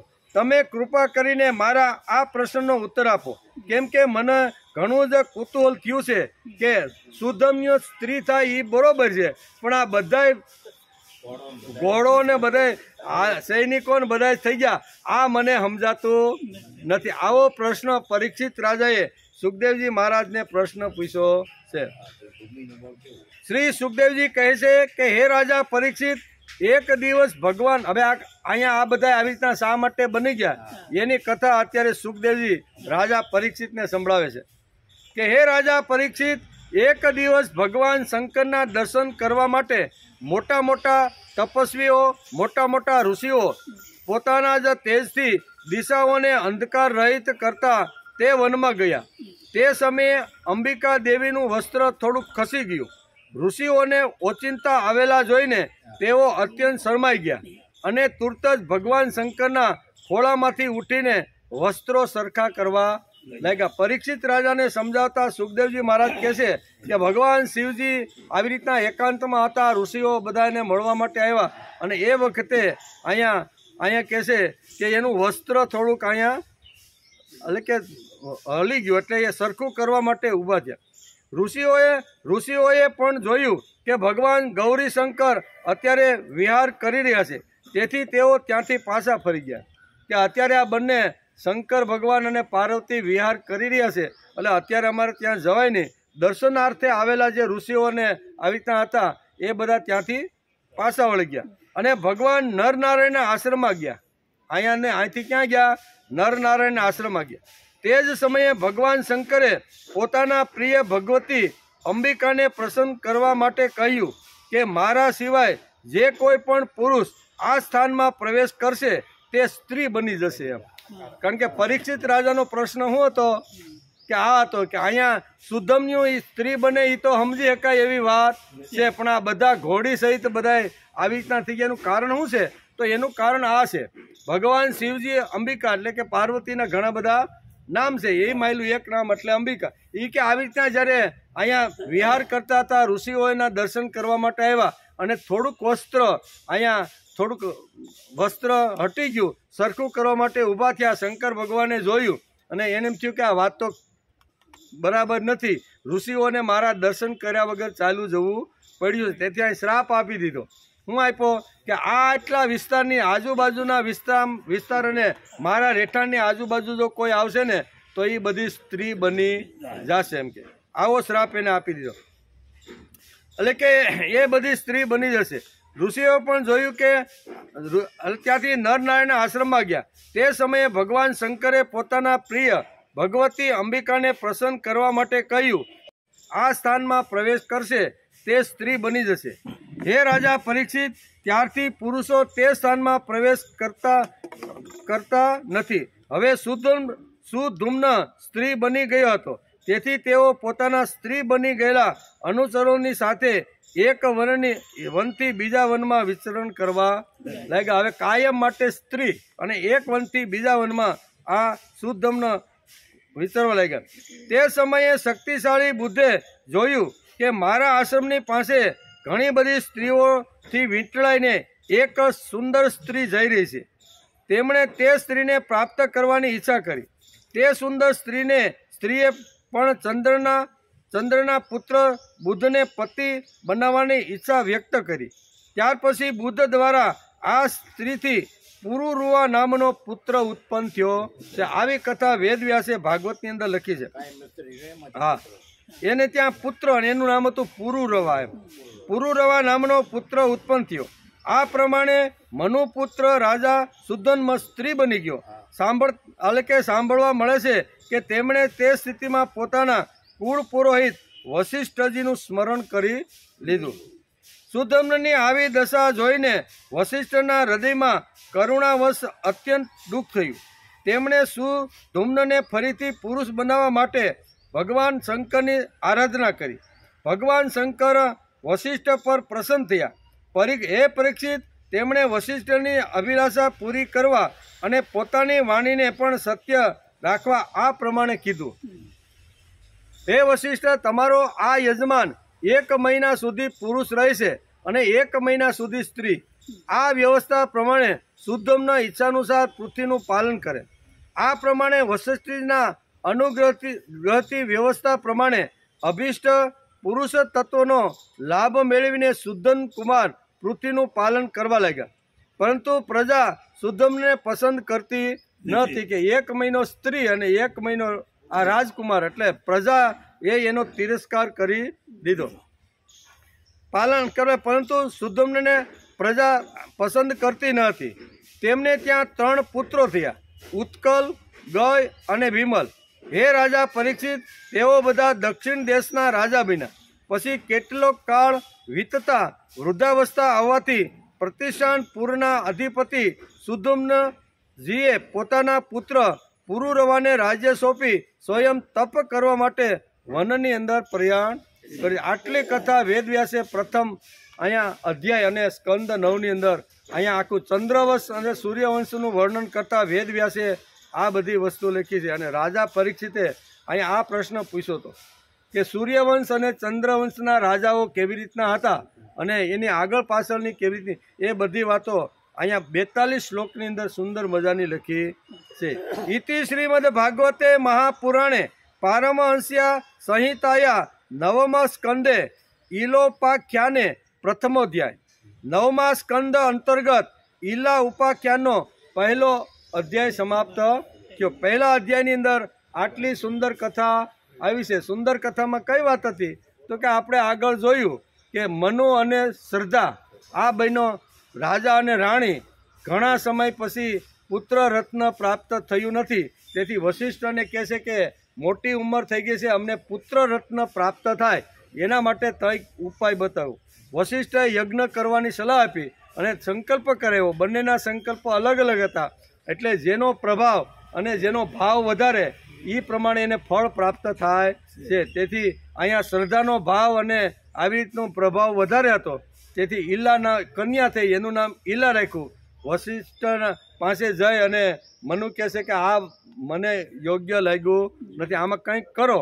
અને પછી બધા પુરોહિતો સાથે એ કાળની કાંઈ જે ઔષધિ હશે અથવા કાંઈ પ્રવાહી છે એ પ્રમાણે એને આવી રીતની સ્ત્રીમાંથી પુરુષ બનાવી દીધા. સ્ત્રીમાંથી પુરુષ તો બન્યા, પણ 1 મહિનો સ્ત્રી 1 મહિનો પુરુષ, આવું અહીંયા સુધમને વારંવાર ખટકવા લાગ્યું. છતાંય પણ હવે રાજકુમાર છે તેથી ફરવા લાગ્યો, જંગલમાં ગયો.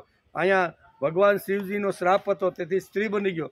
આ બધી ઘટના વેદવ્યાસે અહીંયા 42 શ્લોકની અંદર સુંદર મજાનું વર્ણન કર્યું છે. એનો આપણે અભ્યાસ કર્યો. હવે આપણે બીજો અધ્યાય.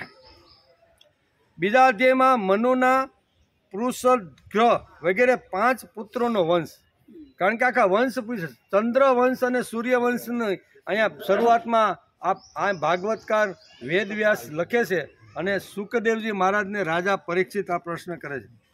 શ્રી શુક ઉવાચ એવં ગતે સુદુન્મન્યે મનુર્વેવા સ્વત સુતે પુત્ર કામસ્તતે પેપે યમુનાયામ સતમ સમા તતો યજન મનુર્દેવ મમ ત્યાર્થ હરિ પ્રભુ ઈશ્વાકુ પૂર્વજા પુત્રમ પ્રલોભે સ્વદેશનામ.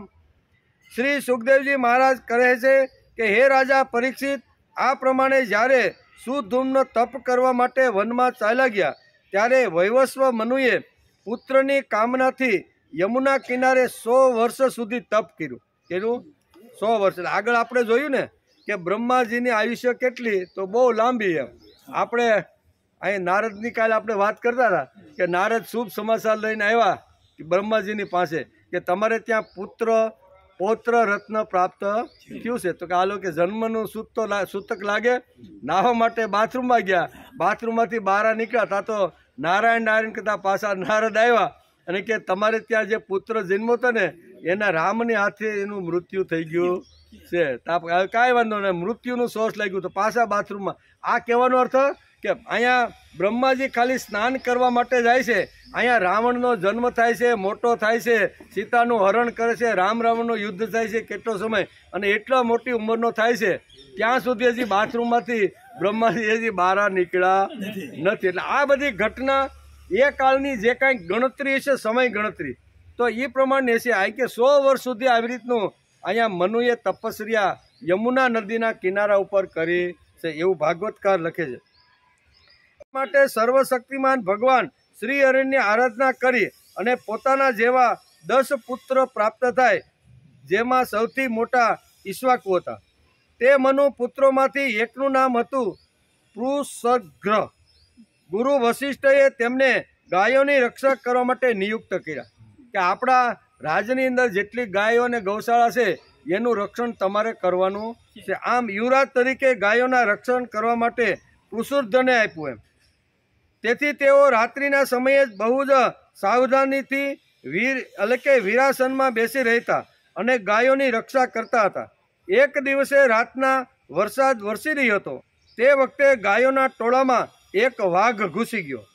તેનાથી સૂઈ ગયેલી ગાયો ગભરાઈને ઊભી થઈ અને આમ તેમ ગભરાટથી આમ તેમ નાચવા કૂદવા લાગી. તે બધી ગાયો ગૌશાળામાં જ આમ તેમ દોડવા લાગી એવું ભાગવતકાર વેદવ્યાસ લખે છે.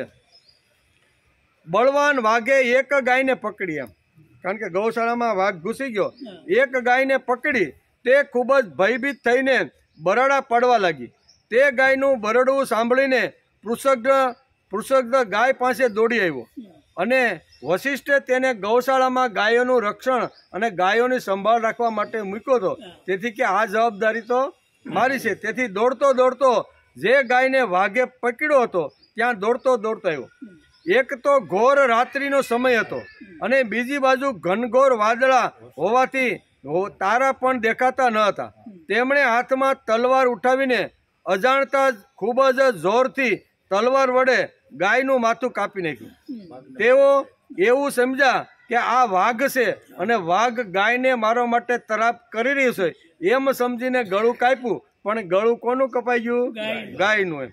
ગાયનું ગળું કપાઈ ગયું. તલવારની ધારથી વાઘનો પણ કાન એક કપાઈ ગયો. એનો કાન કપાળ, વાઘનો કાન કપાઈ ગયો. અત્યંત ભયભીત થઈને રસ્તામાં લોહી દળદાવતો એટલે કે વાઘ ભાગી ગયો. શત્રુનો નાશ કરનાર પૃષદ એવું સમજ્યા કે વાઘ મરી ગયો છે. પરંતુ રાત વીતી ગઈ અને સવાર થયું અને અંજવાળામાં જોયું તો વાઘને બદલે ગાયનું માથું જુદું થઈ ગયું હતું. ગાયને જ મારી નાખી. તેથી તેમને ખૂબ દુઃખ થયું અને ગૌ હત્યાનો પાપ મને લાગ્યું છે. આવું મનની અંદર આવી રીતનો આ વિચાર કરવા લાગ્યો. ખૂબ દુઃખ થયું. જોકે પૃષદ્રે જાણી જોઈને અપરાધ કર્યો નહોતો. એને કાંઈ જાણી જોઈ, રાતનો અંધારો હતો, વરસાદ વરસતો હતો, વીજળીના ચારે બાજુ કડાકા થતા હતા અને એમાં વાઘ ઘૂસ્યો એટલે વાઘને મારું છું કે ગાયને મારું છું તો એવું એને ખ્યાલ આવ્યો નહીં. એને એમ થયું કે વાઘ બરોબર લાગમાં આવ્યો છે તો તલવાર મારીને ડોકું કાપ્યું, પણ અજાણતા થઈ ગયું છે, તેથી મનની અંદર ઘણો એને રોષ થવા લાગ્યો. આ કર્મથી ક્ષત્રિય તત્વને છોડીને શુદ્ર થઈ, એટલે કે જોકે સુદગ્રે જાણી જોઈને અપરાધ કર્યો નહોતો, તેમ છતાં કુલ પુરોહિત વશિષ્ઠે તેમને શાપ આપ્યો કે તું આ કર્મથી ક્ષત્રિય તત્વ છોડીને ક્ષુદ્ર થઈ જા. ધ્રુસદ્રે પોતાના ગુરુદેવનો આ શાપ હાથ જોડીને સ્વીકારી લીધો અને આ પછી હંમેશને માટે મુનિઓને પ્રિય એવા નૈષ્ઠિક બ્રહ્મચારી વ્રત અપનાવી લીધું. તેઓ સમસ્ત પ્રાણીઓના અહેતુ હિતેશુક હતા, તેમજ સર્વના પ્રત્યે સમભાવ યુક્તિ થઈને ભક્તિ કરતા પરમ વિશુદ્ધ શરૂઆતમાં ભગવાન વાસુદેવના અનન્ય પ્રેમી અને ભક્ત બની ગયા. તેમની તમામ આસક્તિઓ નષ્ટ થઈ ગઈ, વૃત્તિઓ શાંત થઈ ગઈ, ઇન્દ્રિયો વશમાં થઈ ગઈ. તેઓ કોઈ પ્રકારે સંગ્રહ પરિગ્રહ કરતા ન હતા. જે કાંઈ દેવવશ પ્રાપ્ત થતું હતું તેનાથી જ પોતાનો જીવ નિર્વાહ કરી લેતા હતા. તેઓ આત્મજ્ઞાની, સંતુષ્ટ અને પોતાના ચિત્તને પરમાત્માના સ્થિત કરીને પ્રાય સમાધિમાં સ્થિત લગાડતા હતા. ક્યારેક ક્યારેક જડ અંધ બધીરની જેમ પૃથ્વી પર વિચરણ કરતા હતા. આ પ્રમાણેનું જીવન વ્યતીત કરતા કરતા તેઓ એક દિવસ વનમાં ગયા. ત્યાં તેમણે જોયું કે દાવાનળ સળગી ઉઠ્યો છે. મનનશીલ પુરુષોદ્ર પોતાના શરીરને તે દેવાગ્નિમાં ભસ્મ કરીને પરમાત્માને પ્રાપ્ત થઈ ગયો. અજાણતા થયેલું હતું તો પણ વશિષ્ઠે કહે છે કે તમે ક્ષત્રિય છો અને અજાણતા થાય તો એનું પરિણામ તો તમારે ભોગવવું પડે. તેથી ક્ષુદ્ર જાતિમાં તમારો જન્મ થાય એવો અહીંયા વશિષ્ઠે શ્રાપ આપી દીધો. એના હિસાબે એને થયું કાંઈ વાંધો નહીં, માથે શ્રાપ ચડાવી અને આમ તેમ ફરવા લાગ્યા. ઋષિઓના આશ્રમમાં જાય છે, સારું કામ કરવા લાગ્યા, જ્યાંથી જેટલું મળે એમાં સંતોષ રાખીને જીવન જીવવા લાગ્યા અને દાવાન નળ અગ્નિની અંદર પોતાના શરીરને આવી રીતનું ભસ્મ કરી નાખ્યું. મનુના સૌથી નાના પુત્રનું નામ હતું કવિ. તે પણ વિષયોથી અત્યંત નિષ્પૃહ હતો. તે રાજ્યનો ત્યાગ કરીને પોતાના બંધુઓ સાથે વનમાં ચાલ્યો ગયો અને પોતાના હૃદયમાં સ્વયં પ્રકાશ પરમાત્માને વિરાજમાન કરી કિશોર અવસ્થામાં પરમ પદને પ્રાપ્ત થઈ. બાળપણની અંદર જ આ એના બીજો પુત્ર. મનુપુત્ર કુરૂપથી કારૂપ નામનો ક્ષત્રિય ઉત્પન્ન થયો. તેઓ ખૂબ જ બ્રાહ્મણ ભક્ત, ધર્મપ્રેમી અને ઉત્તર દેશનું પાલન કરનાર હતા.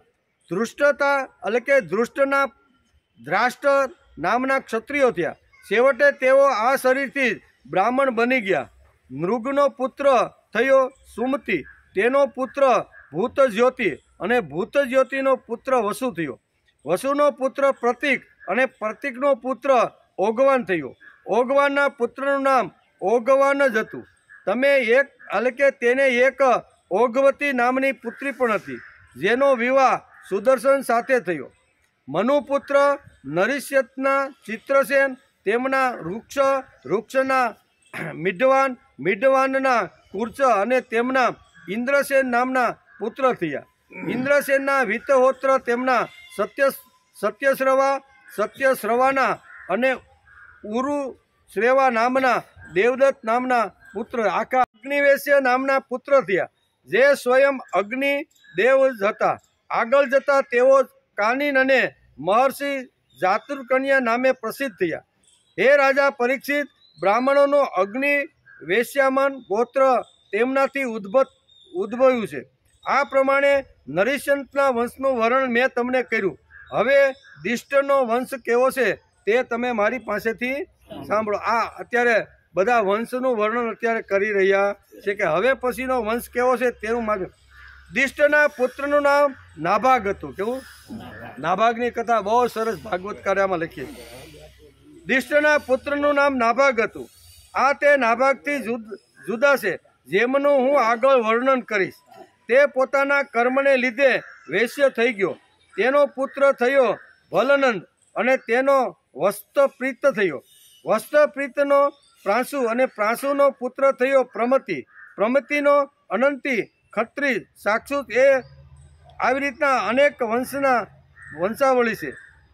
એટલે કે વિવિસંતિના પુત્ર રંભ અને રંભનો પુત્ર ખંડિતેત્ર બંને પરમ ધાર્મિક હતા.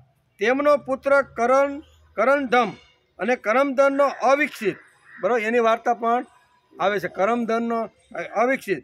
હે મહારાજ પરીક્ષિત, અવિકસિતના પુત્ર મરુત ચક્રવર્તી રાજા થયા. તેમની પાસે અંગિરસના પુત્ર મહાયોગી સંવર્ત એ યજ્ઞ કરાવ્યો. મરુતના જેવો યજ્ઞ કોઈએ આજ સુધીમાં કર્યો નથી, એવો યજ્ઞ કર્યો. તે યજ્ઞના મોટા બધા પાત્રો અત્યંત સુંદર અને સુવર્ણના હતા. યજ્ઞમાં ઇન્દ્ર સોમપાન કરીને મદમસ્ત થઈ ગયા હતા અને દક્ષિણાથી બ્રાહ્મણો તૃપ્ત થઈ ગયા હતા. તેમાં મરુદ ગણો પીરસતા હતા અને વિશ્વદેવો સભાસદો હતા. મરુતના પુત્રનું નામ દમ હતું. દમના રાજ્યવર્ધન, તેના શ્રુદુત અને શ્રુદુતિના નર નામના પુત્ર હતા. નરના કેવલના બંધુમાનના વેગવાનના બંધુ અને બંધુના પુત્ર રાજા તૃણબિંદુ થયા. તૃણબિંદુ આદર્શ ગુણોના ભંડાર હતા. અપ્સરાઓમાં શ્રેષ્ઠ અલંબદુષી દેવી તેમને વરી ચૂકી હતી. તેનાથી તૃણબિંદુને અનેક પુત્રો અને ઈડવિકા નામની એક કન્યા થઈ.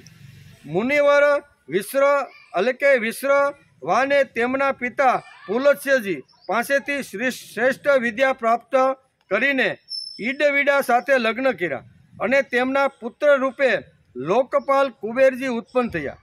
મહારાજ તૃણબિંદુને તેમના ધર્મપત્નીથી 3 પુત્રો થયા, વિશાલ, શૂન્યબંધુ અને ધૂમ્રકેતુ.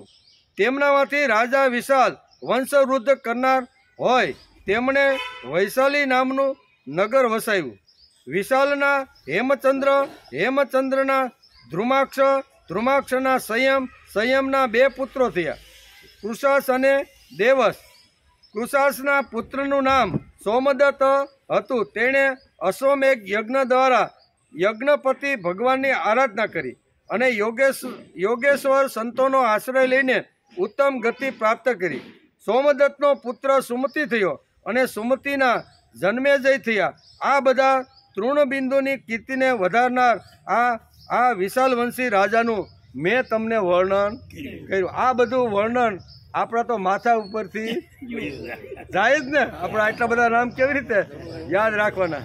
બહુ જરૂરના નથી, પણ અહીંયા પરીક્ષિતે પૂછ્યો તો કે ચંદ્રવંશ અને સૂર્યવંશમાં કેવા કેવા રાજાઓ થઈ ગયા અને એના કેવા પુત્ર હતા, કેવા કર્મ હતા. આ પરીક્ષિતનો પ્રશ્ન હતો. એટલે વેદવ્યાસે લખવું પડે. રાજા પરીક્ષિતને સુખદેવજી મહારાજે આખી વંશની આખી જે વંશાવળ પરંપરા છે એ આખી બધી સમજાવી. એ આપણે સમજવાનો પ્રયત્ન કર્યો, પણ આપણે વાંચનાર અને સાંભળનાર બેયના માથા ઉપરથી જાય. ઇતિ શ્રીમદ ભાગવતે મહાપુરાણે પારમહંસ્યા સંહિતાયા નવમ સ્કંદે દ્વિતીય અધ્યાય. 9મા સ્કંદ અંતર્ગત બીજો અધ્યાય સમાપ્ત થયો. આજે 2 અધ્યાયને આપણે નમસ્કાર કર્યા. પહેલા અધ્યાયની અંદર 42 શ્લોક અને બીજા અધ્યાયની અંદર 36. એમ કરી અને આપણે આટલા શ્લોકોનો અભ્યાસ કરવાનો પ્રયત્ન કર્યો. બંનેમાં સુંદર, પહેલા અધ્યાયમાં તો સુંદર મજાની આખી વૈજ્ઞાનિક પદ્ધતિ કેવી રીતની એ કાળમાં ડેવલપ થઈ હતી એનું વર્ણન પહેલા અધ્યાયમાં વેદવ્યાસે લખ્યું છે. ત્યાં હજી આપણે પહોંચી શક્યા નથી. આપણે તો ખાલી સ્ત્રીમાંથી પુરુષ જાતિ બદલી શકે. આજે એવા યંત્ર આવી ગયા છે અથવા એવું વિજ્ઞાન ડેવલપ થયું છે કે આજે જાતિ બદલી શકે. બરાબર, પુરુષમાંથી સ્ત્રી અને સ્ત્રીમાંથી પુરુષ આજે બનાવી શકે છે. પણ 1 મહિનો પુરુષ અને 1 મહિનો સ્ત્રી, આવું વિજ્ઞાન હજી આ લોકો શોધી શક્યા નથી. આવું ભાગવતમાં સુંદર મજાનું વર્ણન છે. કહેવાનો અર્થ કે આપણા પૂર્વજો કેટલા બુદ્ધિશાળી અને કેટલા ડેવલપ એટલે વિકસિત હતા તેનું સુંદર મજાનું વર્ણન પ્રથમ અધ્યાયમાં વેદવ્યાસે લખ્યું છે.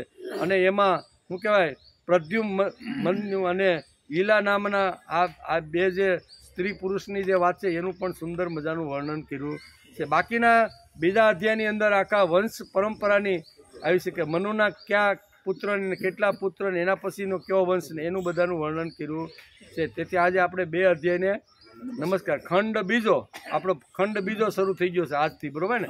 તો ખંડ બીજો સ્કંદ 9 અધ્યાય 1 અને 2 ને આજે આપણે નમસ્કાર.